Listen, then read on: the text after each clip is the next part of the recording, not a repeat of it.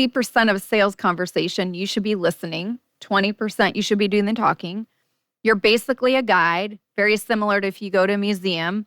A guide shows you around the museum. They take you to the gift shop. They leave you there. If you want to buy stuff, you can. If not, no one's pushing you. No one's trying to convince you.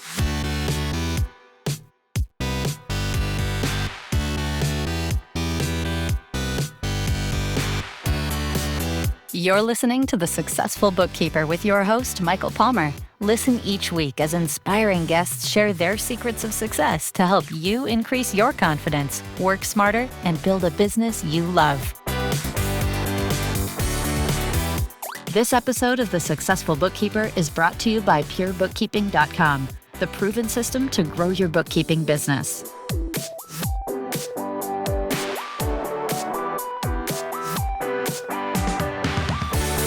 Welcome back to the Successful Bookkeeper Podcast. I am your host, Michael Palmer, and our guest today is a seasoned entrepreneur, master of sales, and the founder of the Pitch Queen and the Abundant Accountant, here to talk about how accountants and bookkeepers, tax pros, and pretty much anyone in between, quite frankly, can sell higher value services without feeling sleazy or desperate. Michelle Weinstein, welcome back to the show. Thank you so much for having me back. It has been a while, and I'm excited to be back with you. You bet. You bet. Yeah, we were talking. It's been a while pre-COVID, so lots to catch up on. And as I mentioned, this is always, I don't know that anyone could listen to this topic enough. You know, it's one of those things that there's always so much opportunity. So I'm looking forward for our listener to get lots out of this. But before we do that, it's been a while. Could you share a little bit about yourself and how you ended up doing what you're doing today? Yeah, well, I mean, I started out working at Moss Adams out of college with a finance degree. I was in their M&A group and just really enjoyed working with professional service providers like CPAs, EAs, accountants, bookkeepers. And my life pivoted for about a decade. I got into a food manufacturing business that I started and pitched on Shark Tank and got inside the 10 vitamin shop stores. And I was on this mission to conquer having a personal chef at an affordable price. But not enough people in America really wanted it at that time. So I said, well, what am I going to do next? And I realized that accounting, tax, bookkeeping firm owners were brilliant technically, but struggled with sales, pricing, having boundaries with clients, getting paid what they're worth, undercharging, feeling like you got ran over by a bulldozer. And I said, I love how brilliant you guys are technically.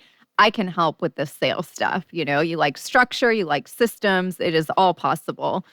So I saw that the toll of underpricing and discounting was really taking a toll on the confidence that firm owners had, definitely taking a hit on revenue and just their lifestyle. And so I said, you know what? I'm going to help firm owners turn this all around. And I created frameworks that feel really natural and not pushy.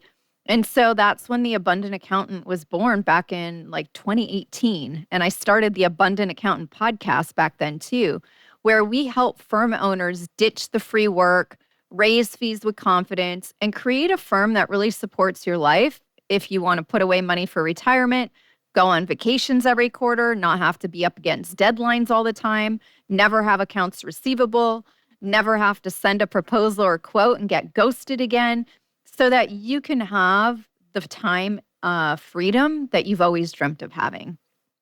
Lovely. Well, that's fantastic. I'd love to hear, maybe let's start with the beginning of where people might find themselves, as you mentioned, if they're experiencing that. What is the first shift that people need to make in order to start adopting things like this? Yeah, I think one of the first shifts you need to make is it's a mindset shift to raise your fees. I think that's the number one thing, because we have to stop trading time for money. Hourly billing traps you, right?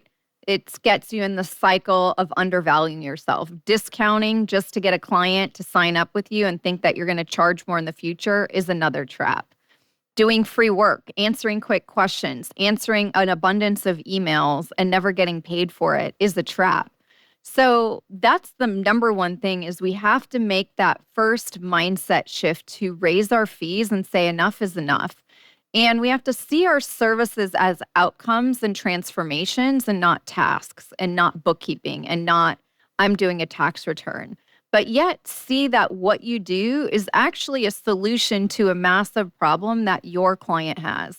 If you didn't do the cleanup project for them, let's say you're a bookkeeper, what is that outcome? The outcome is your prospect wouldn't be able to file their tax returns. They will have to pay interest, penalties, late fees. Maybe they need a bank loan. They're not going to be able to get a bank loan without clean books. So that would be like the outcome and transformation if you were able to help somebody, let's say, with a cleanup project. But people aren't buying hours. What they buy is peace of mind. They buy accuracy. They buy financial clarity. They buy, I can go get a loan. They buy, I can file my taxes on time. They buy, wow, I didn't have to waste another 10 or 20 grand because I did things inaccurately. They are literally buying peace of mind. And when you can start seeing that mindset shift to raise fees and to change that, that's when everything changes. Because pricing, when you base yourself on value, means we're aligning our fees with the results of the work that you do. It's not about how long it takes. It's not about if you're doing bookkeeping, tax planning, resolution work, CFO advisory. All that is just jargon. I call it accountantese or bookkeepingese. None of that matters. The only thing that matters, and when you can make this number one shift, is that your fees and what you're worth is the direct reflection of the results that your work creates. We'll get back to the interview right after this word from our sponsor. Introducing Dext, the number one bookkeeping automation platform that makes your life easier.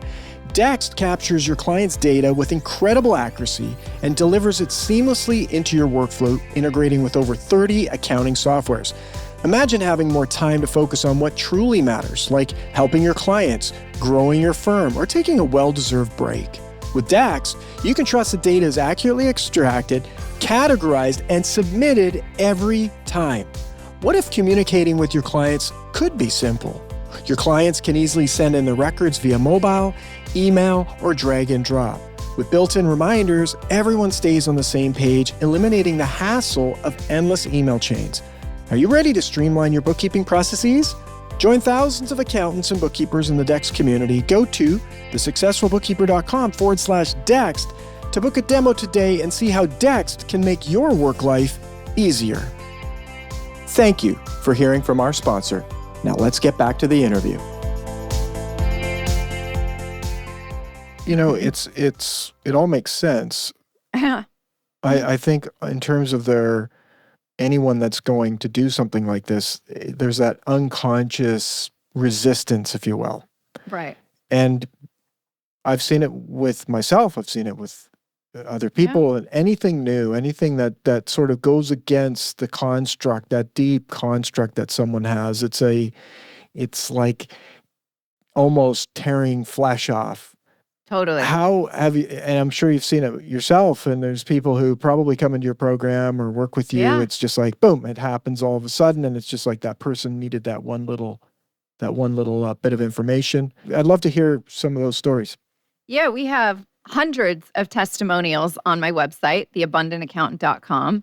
And if you go to client success stories or testimonials, it's in one of those sections. But I mean, just yesterday, I think I got 3 testimonials Monday, 1 yesterday. I have another one scheduled right after this.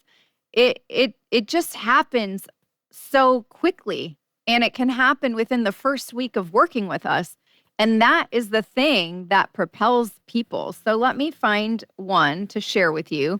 So Sally is a bookkeeper, and she's done my 8-week sales mastery course, is what it's called here at The Abundant Accountant. She had just finished her 8th week, and she had her second sales call using our step-by-step approach that I teach. And she signed her biggest client of $3,600 for a QBO cleanup with $550 for reoccurring bookkeeping services. And this comes off the heels of her other win that she just had a couple weeks ago, where she signed a $2,100 QBO cleanup or maybe just regular onboarding and $550 in reoccurring revenue. So that's really what's possible when you make this mindset shift. It's the most powerful thing. And sometimes it happens immediately. And like I said, sometimes it just takes a little bit more time. So I've seen everything. Oh, here's what Robin said. She said, I signed up with Michelle Weinstein's 8-week sales mastery course several weeks ago. And today, with the September deadline looming, I realized the value of her program. I realized that we abuse ourselves mentally and physically in the bookkeeping, accounting, and tax arena for clients to make the deadline for what, $250 a month for failure to file by the deadline. Really? Because the client decided to wait until a few days before the deadline and leave us to bear the burden to get it done by the deadline. We are accountants, bookkeepers, tax preparers have allowed this abuse to continue, and it needs to stop. The clients need to bear responsibility and pay the penalty. And she said, I'm home now and working on my homework for the class. Things are changing in my firm and they should be in yours too. Take her class and realize your value. So, I mean, if you go to our website or in our group, you'll just continue to see all of that. But that is what happens when you say enough is enough and you realize that your work is about the results that your work creates. It's about the transformation. It's not about the task. It's not about what you charge. It's not about any of that. It's about the end outcome. And when you can make that mindset shift, that's when really things start to pop like popcorn, I call it. That's amazing. Yeah, and it's great to hear. And when people have these transformational experiences, they see the world differently and take different actions and have different results. Yeah, it really, I mean, I could just keep reading these, but I don't want to bore you. Well, let's talk about fear. So, often bookkeepers can shy away from sales. We talked a little bit about it because they don't want to sound pushy. Yeah. How do you work with people to help them with that? Well, number one, my biggest obstacle when I started the business was teaching bookkeepers and accountants who hate sales how to love sales. So it was my mission. And like I mentioned earlier, I created a framework that makes it feel natural and not pushy. So when you think about sales is just a conversation. That's all we're doing. We're having a conversation with someone who has a problem, just like if we're going to the doctor's office. We're going to go see a doctor because maybe we have a problem with our knee, we have a problem with our head, whatever that might be. And if you think about a doctor, depending on which one you go to, if you go to a good one, they're coming from a place of curiosity. They're coming from a place of listening. They're coming from a place of guiding you to help you be able to walk better, not have headaches anymore. They're not convincing you.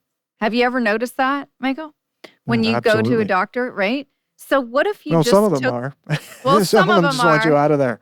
Yeah, that's why I said depending on the doctor. Pitch. What do you need? Get out. But if you went to, like, let's say a surgeon that wasn't going to be doing an insurance surgery and it was an elective surgery that you want to just do, you're treated very different. And sales is just a conversation.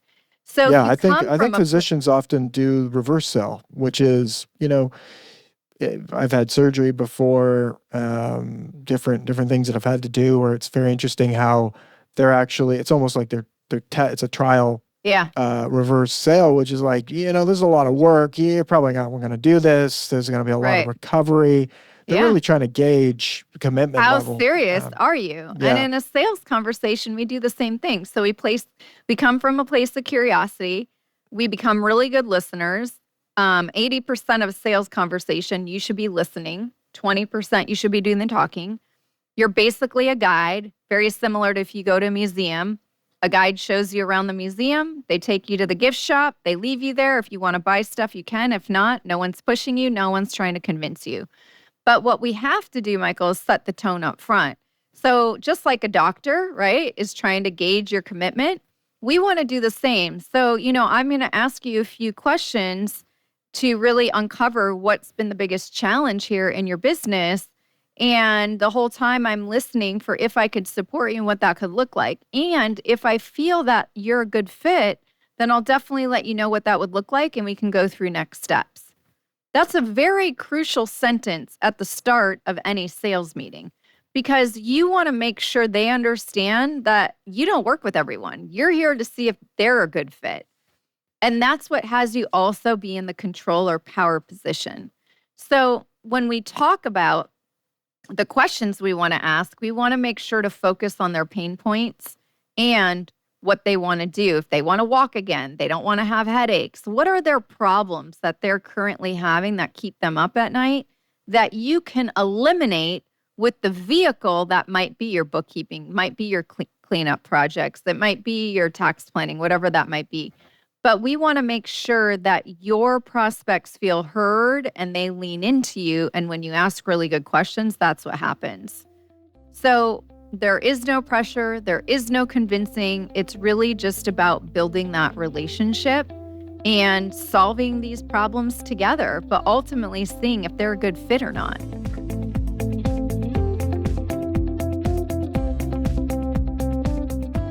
Nice. I love the framework, and the analogy of the doctor is always such a good one to keep in mind when people are going into a sales call and to take the pressure off. And you're there to help, you're there to support, and but you're doing it similar to the way you're doing it. You're likely to have more success with having people buying stuff at the gift shop. Yeah, it's very true. And when you start to act more of like a doctor, and that you want to see how committed somebody is, and are they willing to get you documents on time, and are they willing to follow a process, you're starting to just weed people out. That's all you're doing. You want to see who's going to rise up to your occasion, to your firm, to your standards, to your boundaries. Yeah. I'm sure you've got lots of stories around people who have come to your program and they're selling to all sorts of different people. Is it difficult for them to find an ideal client? What are the challenges? People talk about it often, but do you find that there's challenges people have in getting to that? I think the biggest challenge is the firm owner, because it's just a decision. It's just a decision on who you want to work with. And one of my testimonials from yesterday, I'm going to pull it up and read it to you actually, because it was really good. He figured out who he wanted to work with in my program. His name's Omar, okay? And he said in the 5 years since COVID, he left his corporate job. His wife had left her nursing job, and he felt lost in his own firm and wasn't getting traction, okay? The reason he wasn't getting traction, by the way, is because he did not have a niche. He did not have an ideal client, and he didn't have a sales process. So he said, we didn't have a sales process. I had no clear niche. I wasted hours talking to the wrong leads only to get ghosted. And honestly, Michael, I think that's the number one problem, is that the amount of time firm owners waste talking to the wrong people that aren't going to engage your firm or might not have enough money to pay you anyway. It's crazy once you start to add up the amount of hours. And it left Omar stressed, second-guessing himself, and stealing time away from his family. So he joined our 8-week sales mastery program, and he said, I'll admit I was nervous. It might not work for me, but something told him to just take the leap, because deep down he knew his biggest barrier was his mindset and the clarity around it and not having a niche. So he went through the whole program. He found his ideal client niche in dental practices. It was just a choice. He could choose anybody. It didn't matter who he worked with. I don't care if you want to work with a restaurant, with a plumbing businesses, with hair salon owners. Just pick something, because you have to learn how to speak to that audience. You have to learn how to have a sales conversation. You have to learn and understand what keeps those people up at night.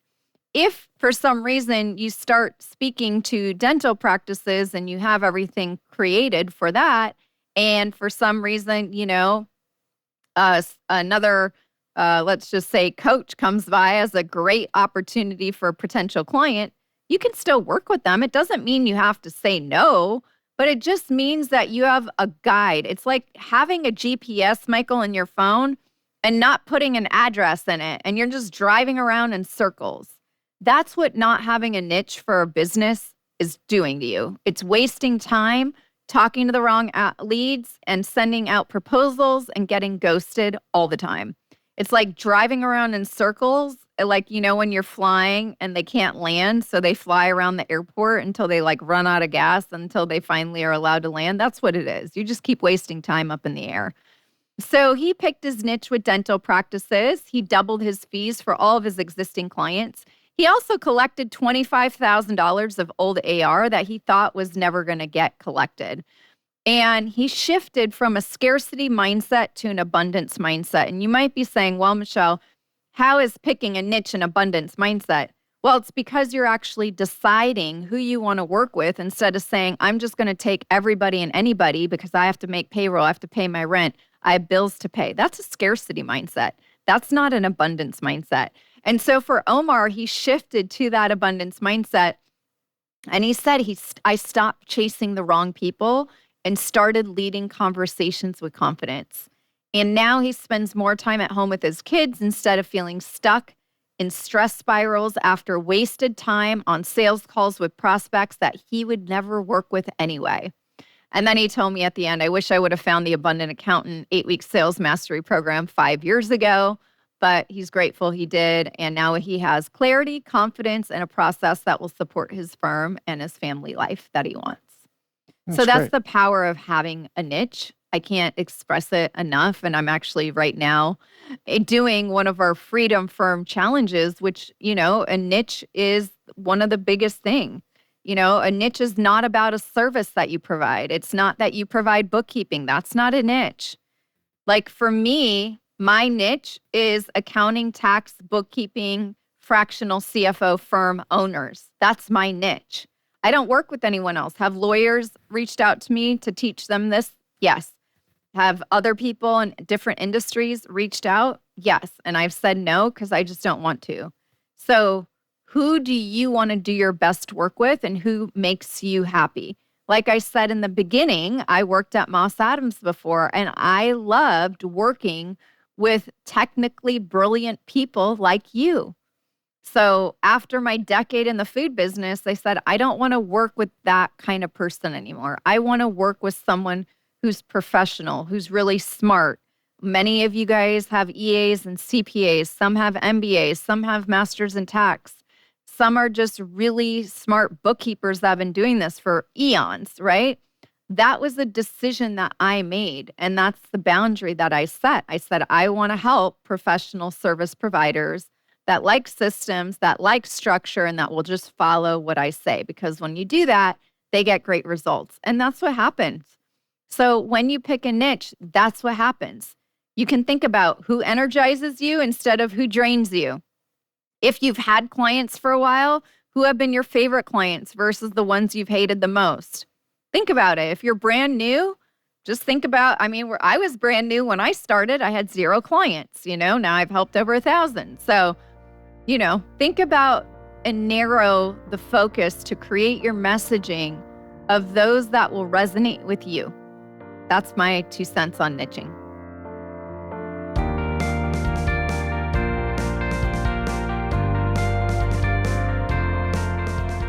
Yeah, I like it. It's, the concept of, or the analogy of flying around. People often think that it's the only destination. If you pick something, that's the only place you can go. But it's really just a guidepost that you go to and you stay focused and centered around. And there's always the ability to make other choices or do other things. But that's where all the time and attention goes to. And it can be very helpful and powerful how you speak to people, the marketing that you do. Everything. Right? Yeah. Mm-hmm. Let's maybe we talked about new business, sales, niching.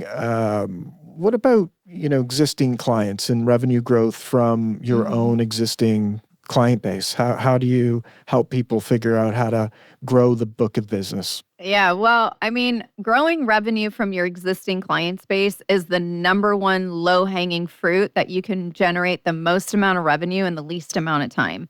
So I would say many firm owners leave a ton of money on the table with their current clients. You're not meeting them often. You're not setting up sales meetings with them. You're not significantly increasing fees. We're just not doing any other things except what we're currently doing. So when I work with firm owners, I always say your current existing clients, pick your top 10 or 20 if you have them that are doing monthly and tell me who you feel is the paying you the least that you know you should be charging more, but you're terrified to increase the fees to them because you're afraid they might leave you. Those are the first ones we're going to address. If you are doing tax and 1040 work, you can send out a price increase letter, which we do also cover in our 8-week sales mastery course, where you can definitely increase your fees by 2 to 3 times. That actually happened, by the way, to my client, Sarah. She just did it all these are so fresh in my head because I just did these. So she actually has been running her bookkeeping business since 2020. And she also never had a sales process. And she sort of fell into the lap of all the referrals that were coming her way, but she knew that she didn't charge enough and she had to have enrollment conversations with them to increase their fees. And she was 100% terrified that if she increased her fees, all of them would leave her. So she hit a wall needing to grow her firm, and she realized she wanted to grow beyond word of mouth and needed more than luck. So she said she wanted to start with sales before she even touched lead generation, which is very smart because if you start generating leads and doing marketing first without a sales process, you probably have better odds going to Las Vegas and playing the slot machines and seeing how you're doing. When you have a sales process in place before you start doing lead generation or any marketing, you're basically playing the game of poker. So you know exactly what cards are in your hand, you know exactly how they're dealt. And she had been undercharging her current clients for 5 years. She had said yes to anyone that came her way, and she felt like she couldn't say no because her value wasn't clearly defined, and it was time to change. So she ended up working with me. So here's the greatest thing. She said her biggest win was raising prices for every single client. She had a sales meeting with current clients, okay? She had what I call a re-enrollment conversation. And she increased her monthly recurring revenue by $1,800 a month, and not one client left her. And this is probably now on our website. You can watch her video testimonial. And she said, in fact, one told me, I'm glad you're taking your business seriously because it shows that you're taking my business seriously. So she was actually congratulated by her current client saying, I'm glad you raised your fee because in their mind, they're probably like, you were too cheap anyway. So that shift gave her the confidence to see her worth and stop feeling like she had to work with everybody. And now she's building the firm and the life she actually wants. She has the sales tools to grow in a way that makes her feel profitable and sustainable. So that's what I have to say about generating revenue from your existing clients. Just do an inventory. Beautiful. How many clients are you undercharging right now? How many clients did you take on years ago and said, oh, I'm going to give a discount or charge cheap and increase in the future. And you haven't done that increase because you are scared they are going to leave you. You are terrified that if you increase your prices substantially, that they're going to leave you. If any of that's going through your mind, then you have plenty of revenue to generate just from your existing client base. Lovely. Some great things that everyone can do here, Yes. and I just absolutely love it. Michelle, this has been fantastic. If people want to learn more about you and your programs, what would be the best way for them to do that? I would say, if any of this sounds like you can book a complimentary strategy call with myself and my team over at theabundantcall.com. So we'll go through what money gaps you have in your firm, where there's revenue being left on the table, what holes maybe you need to plug up in your boat, I call it. It's like you have a boat and you've got holes and money's just flowing out of these holes and we need to plug it up so money stays in your bank account and cash flow increases. and you never have to worry about money ever again. So once again, you can head on over to theabundantcall.com. And then, like I said, I also have my podcast, The Abundant Accountant Podcast, that maybe you should subscribe to and listen. You can hear a bunch of the case study testimonials too on the podcast. So some of my clients have actually taken out the time to do a podcast interview with me about their experience and the shift that they made. Remember what we were talking about earlier, Michael, that first mindset shift to raise fees and to make change? All of them have talked about that in their own words. So I would highly recommend subscribing to the Abundant Accountant Podcast. Wonderful. Well, this has been great. I want to thank you for being on the show. And, thank you. Yes, thank you very much. And with that, we wrap another episode of the Successful Bookkeeper podcast. To learn more about today's wonderful guest and to get access to all sorts of valuable free business building resources, you can go to thesuccessfulbookkeeper.com. Until next time, goodbye.